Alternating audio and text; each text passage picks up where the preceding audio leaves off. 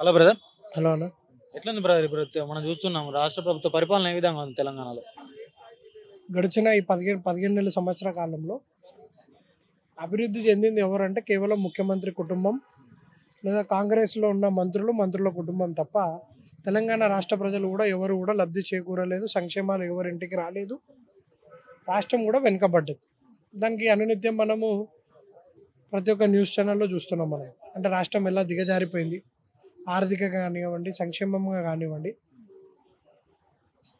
సంక్షేమం విషయానికి వస్తే మేనిఫెస్టోలో లేనిది రైతు బంధు.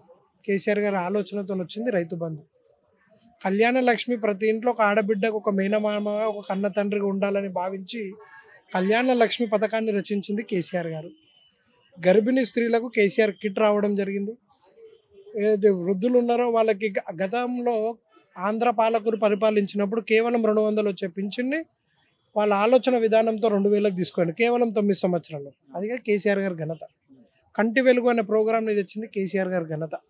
ఇది కేసీఆర్ గారికి ఉన్న నిబద్ధత, తెలంగాణ రాష్ట్రం పట్ల ఉన్న ప్రేమ. అదే అభివృద్ధి కూడా వస్తే కేసీఆర్ అనునిత్యం అప్పులు చేసిండని అంటారు. కేసీఆర్ అప్పు చేస్తే ఒక సెక్రటేరియట్ కట్టింది.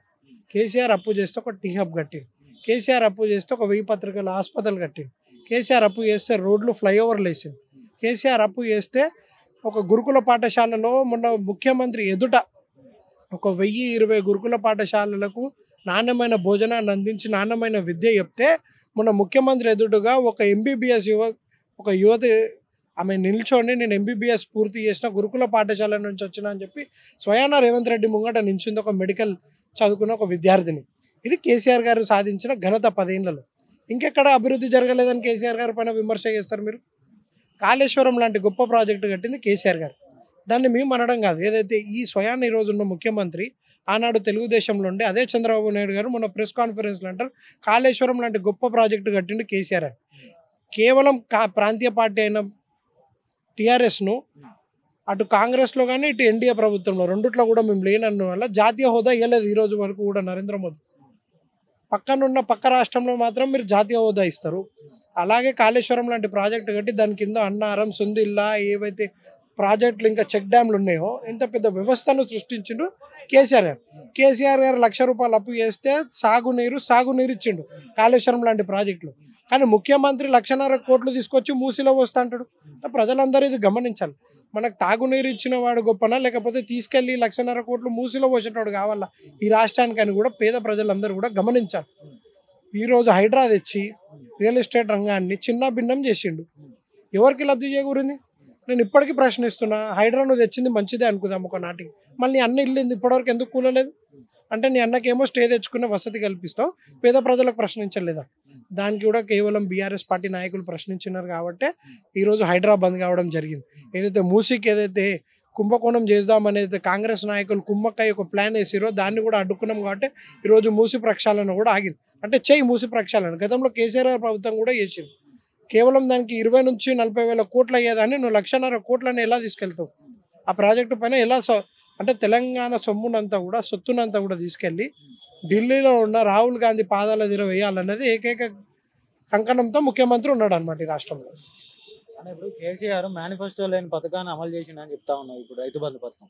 సో మరి రైతు బంధు పథకం కేసీఆర్ గతంలో ₹5,000 ఇస్తే ఒక విడతకు, ఇప్పుడు రేవంత్ రెడ్డి గారు 6,000 ఇస్తామని చెప్పిండు. అంటే ఇప్పుడు గతంలో 200 ఉన్న పెన్షన్ 2,000 చేసిండు కేసీఆర్ అని చెప్తున్నాం. ఈ 2,000 ఉన్న పెన్షన్ని 4,000 చేస్తా అన్నారు రేవంత్ రెడ్డి. అంటే చెప్పిన మాటలే మరి చేయలేకపోతున్నాడు అంటారా ఈ రేవంత్ రెడ్డి? యాక్చువల్గా వాళ్ళు ఏంటంటే అధికారంలోకి రామని అనుకున్నారు. అలాగానే హామీలు ఇద్దాం, ఏవో ప్రతిపక్షంగా నన్ను వస్తాం, ప్రధాన ప్రతిపక్షంగా నన్ను మనకి చోటు దక్కుతుందని హామీ ఇచ్చారు. కానీ ప్రజలంతా అది నమ్మి మోసపోయినారు. మీరు అన్నట్టుగా 200కి ఏమొస్తుందని చెప్పి విడతల వారుగా పెంచుకుంటూ వాళ్ళు పరిపాలించిన 10 ఏళ్ల కాలంలో 2,000కి తీసుకెళ్ళడం జరిగింది. రైతు బంధు రైతన్న అనేది ఎప్పుడు పై చేయిగా ఉండాలి. ఎందుకు కేసీఆర్ గారు ఉన్నప్పుడు వరి పండడంలో తెలంగాణ రాష్ట్రం మొదటిగా ఉండే? రైతు వేదికలు ఎవరు నిర్మించారు? ఇవన్నీ కేసీఆర్ గారిదే కదా. ఒక రైతు చనిపోయినా కూడా వాళ్ళ ఇంటికి రైతు భరోసా, రైతు బీమా అనే పథకాలు వాళ్ళ ఇంటికి చేరుతుండే. గుంట భూమి ఉన్న రైతు కూడా రైతు బంధు టింగున అని ప్రతి ఒక్క 6 నెలలకు పడుతుండే. ఇప్పుడు ఎందుకు ఆగింది అదంతా కూడా? అవన్నీ ఆగడానికి కారణం ఏంది? ముఖ్యమంత్రికి ఈరోజు బట్టి విక్రమార్క గారు సీనియర్ నాయకులు, వారు కాంగ్రెస్లో, వారికి అవగాహన లేదా? వారు ఈరోజు ఆర్థిక మంత్రిగా ఉన్నారు, వాళ్ళకి అవగాహన లేదా, లేకపోతే మనం ఇచ్చే హామీలు ఇవి నెరవేర్చలేమని చెప్పి కూడా ఏవైతే ఈరోజు కేవలం రైతాంగానే కాదు ప్రతి రంగాన్ని యువతను కూడా మోసం చేశారు. రాహుల్ గాంధీ వచ్చి సంవత్సరానికి 2 లక్షల ఉద్యోగాలు ఇస్తాను, ఈ రోజుకి 15 నెలలు కలుస్తుంది. ఎక్కడుంది మీ నోటిఫికేషన్? ఎక్కడున్నాయి మీ 2 లక్షల ఉద్యోగాలు? బ్రదర్, ప్రభుత్వం వచ్చిన ఈ సంవత్సర కాలంలోనే 50,000కు పైగా ఉద్యోగాలు ఇచ్చిన ఘనత మా కాంగ్రెస్ ప్రభుత్వంది అని చెప్పుకుంటున్నారు కదా బ్రదర్, మరి దీని గురించి ఏం మాట్లాడతారు? అంటే కాంగ్రెస్ నాయకులు చెప్పేది ఎలా ఉందంటే, పిల్లలే కాదు సంసారమే కాలే కానీ పిల్లలు పుట్టరు అన్నట్టుంది. అంటే నువ్వు ఒక ప్రక్రియ ఉంటుంది అనమాట. ఉద్యోగాలు రిలీజ్ చేసిన అంటే దానికి ఒక ఫస్ట్ నోటీస్ వస్తుంది, దాని తర్వాత అప్లికేషన్ చేసుకోవాలి, ఎగ్జామ్ రాయాలి, ఆ తర్వాత నియామక పత్రాలు ఇవ్వాలి. లేదు 50,000 నియామక పత్రాలు ఇచ్చినంటే గతంలో కేసీఆర్ గారు ఇచ్చిన నోటిఫికేషన్కి ఎగ్జామ్లు రాసి పాస్ అయిన పిల్లలకు మేము కూడా అధికారంలోకి వచ్చి ఉంటే ఇప్పుడు మేమే ఆ నియామక పత్రాలు ఇస్తుంటాం. సరే నువ్వు 2 లక్షలు అన్నావు కదా, మళ్ళీ 50,000 కూడా నువ్వు ఇచ్చినావు అంటే ఇంకా 1,50,000 ఉద్యోగాలు నువ్వు బాకీ ఉన్నావు ఈ రాష్ట్రంలో. రాహుల్ గాంధీ ఎలా హామీ ఇస్తాడు? వచ్చి అశోక్ నగర్ చౌరస్తాలో ఈరోజు రాహుల్ గాంధీ అశోక్ నగర్ చౌరస్తాకు వస్తే బట్టలు ఉడదీసి కొడతారు. అలాంటి పరిస్థితుల్లో రాహుల్ గాంధీ ఉంది. అందుకే రాహుల్ గాంధీ తెలంగాణ పర్యటనకు రావడమే లేదు అసలు. ఇది రాహుల్ గాంధీకి ఉన్న భయం. అంటే కొన్ని ప్రాంతాల్లో మనం చూసుకున్నట్టయితే నీళ్లు లేక రైతులు అరిగోసలు పడుతున్న పరిస్థితి మనం చూస్తూ ఉన్నాం బ్రదర్. అంటే ఎద్దు ఏడిచిన వ్యవసాయం బాగాలేదు అంటారు, రైతు ఏడిచిన రాజ్యం బాగుపడదు అంటారు కదా, మరి ఇది పరిస్థితి కనపడతా ఉంది కదా మన తెలంగాణ రాష్ట్రంలో. ఎందుకోసం మరి ఈ పరిస్థితి వచ్చిందంటారు? మరి ఖచ్చితంగా కూడా మీరు అన్నట్టు రైతు ఏడుస్తే రాష్ట్రం బాగుండదు అన్నట్టు ఈరోజు అదే జరుగుతుంది.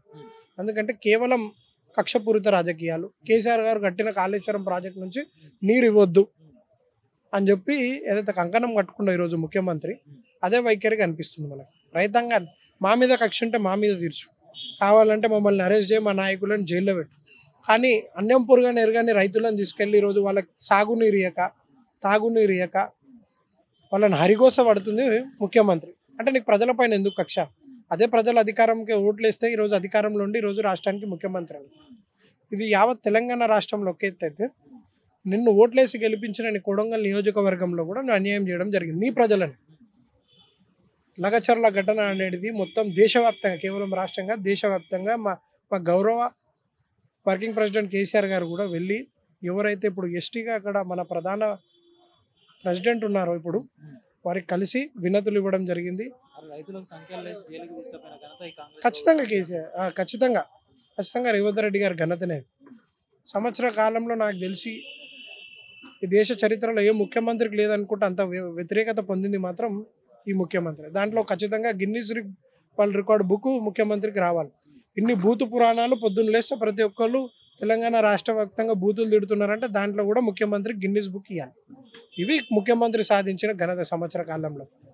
పేదల గోస వంచుకోవడంలో ముఖ్యమంత్రి నంబర్ 1 స్థానం.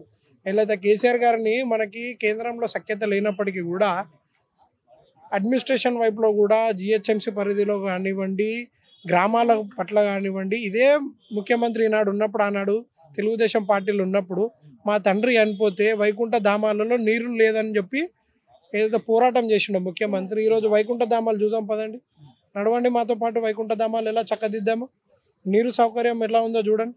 ఇంటింటికి నల్లు ఇచ్చిన ఘనత కేసీఆర్ గారిది. జ్ఞానమైన 24 గంటలు కరెంట్ ఇచ్చిన ఘనత కేసీఆర్ గారిది.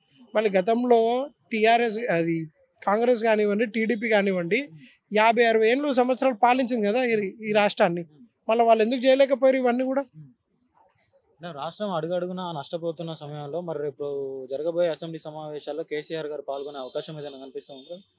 కేసీఆర్ గారు కూడా సరే, ప్రజలు ఇచ్చిన మ్యాండేటరీకి మనం ప్రధాన ప్రతిపక్షంగా ఉన్నాం, వీళ్ళకు కూడా సంవత్సర కాలం గడివిస్తాం. ఎందుకంటే ఎలక్షన్ ఓడిపోయిన వెంటనే మనం ప్రజాశక్తం వచ్చి కొట్లాడితే అది ఎలా ఉంటుందంటే, అరే మేము గెలిచి ఇంకా కొన్నేళ్ళు కూడా కాలేదు అప్పుడే మా పైన యుద్ధం ప్రకటించారంటారని చెప్పి వాళ్ళకి ఒక సంవత్సర కాలం వాళ్ళకి సమయం కేటాయించడం జరిగింది. ఆ సమయం తర్వాత ఈరోజు ప్రజల చెంతకు కేసీఆర్ గారు రాబోతున్నారు.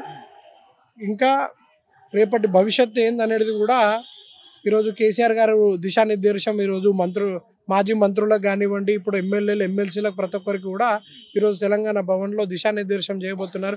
అసెంబ్లీలో ఎలా కొట్లాడాలి, ప్రజాక్షేత్రంలో కూడా ఎలా పోరాటం చేయాలని కూడా కేసీఆర్ గారు దిశానిర్దేశం చేస్తున్నాడు.